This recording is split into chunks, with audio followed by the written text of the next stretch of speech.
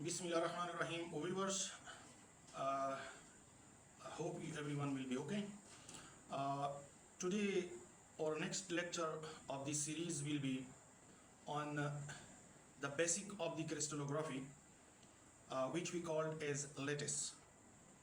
Before going into detail in this information, I request the viewers who has not yet subscribed this channel, they must subscribe the channel so that they can receive our next videos on the lectures in this series. So we start on the lattice. Why it is called lattice in the crystallography? Actually, the lattice is the French word, the old French word, which is lathe. Lathe means a very thin layers of wood. Initially they consider that. So lathe is a thin sheet of woods, and when you stuck one by one these layers or thin layers, then you can get a bulk of this material.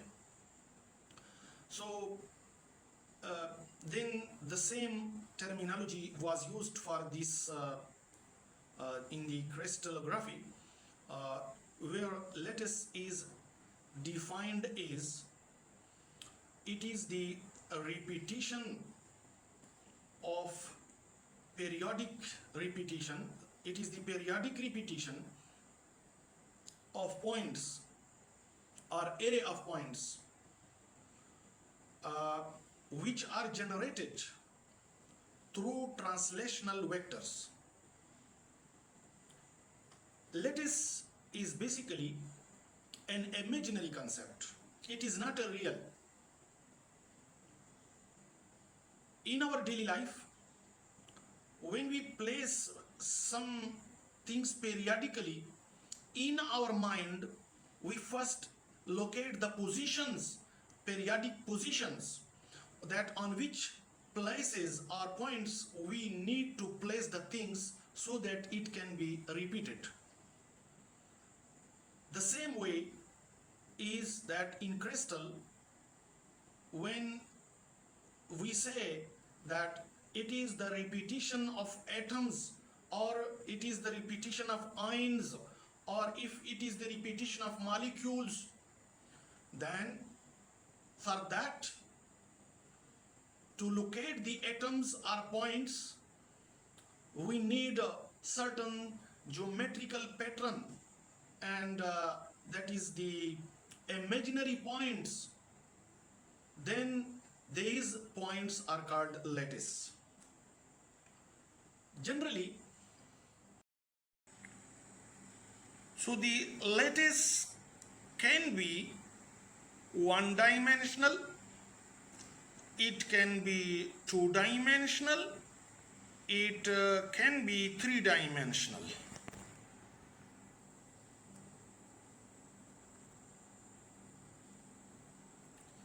One-dimensional, when points are repeated periodically, then they are along x-axis, or you can say in one dimension or in a single direction, then these are called one-dimensional lattice. It is important to note that if points they have the same surroundings, then we can say that these are periodic. If the surroundings are not the same for each points, then we will not consider these to be a periodic arrangement, and that could not be called as lattice. So the condition for the lattice is the periodic arrangement. Like here, see that this point has this surrounding, like this has at this distance, and now this atom, this point is also at the same distance from this atom like this atom or point. So this point has the same surrounding, like this one is the same distance from this as it was this one, and similarly this has the same distance as it was like this one. So each and every point has the identical surrounding, so we call this as the lattice, as it is the figure 1. But if you came to figure 2, then this is not considered to be the lattice, because this, if we consider this point, then this point has this nearest neighbor, but there is no nearest neighbors like this one. So we can say that such arrangement is not periodic. Such arrangement is not periodic, and we called not as a lattice. The lattice is only the points which is described in figure 1, while the points in figure 2 are not lattice. It is not one-dimensional lattice. So the main thing in the lattice that each point should have the same surroundings. Along x-axis it must have the same surroundings. The lattice points can be two-dimensionally. See the figure 3 where these two lattice vectors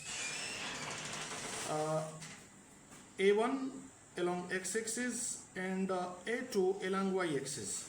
So if we want to repeat this point in from this point to some other points like to these points, then what we will do, we will translate actually this point to a1 to a1, like a1 is this one and then these two. So a2 and 2a1 and 2a2, and then we can translate this point here from this position to this position. Now if we consider this point, then this well must have the same surroundings as it was before at this position. So this point and this point, if they have the same surroundings, then they will be two-dimensional lattice. If it is not the same identical surroundings, then they will not be the two-dimensional lattice. The lattice points can be translated from one position to another position by a translational vector which we call as R. This translational vector will be which will be equal to n1 a1 plus n2 a2. That is, if as I describe, if we move this point to this point, then we will go two lengths a1 and 2 along x-axis and 2a2 along y-axis. So in this way we can generate the other point, and we will say it is a lattice, a two-dimensional lattice, where n1 and n2, these are integers. In two-dimensional array of points, there are only 14 ways In two-dimensional, there are 5 ways in which the points can be repeated. Uh, no other way is possible for the points to be repeated periodically when we dealt is in two-dimensional.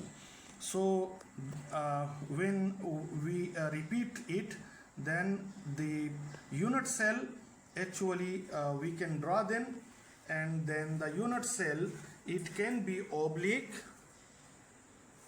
one way, the other way is a rectangle which is shown in B, the other way is centered rectangle, and the fourth is square, and the fifth is hexagonal. So only we can repeat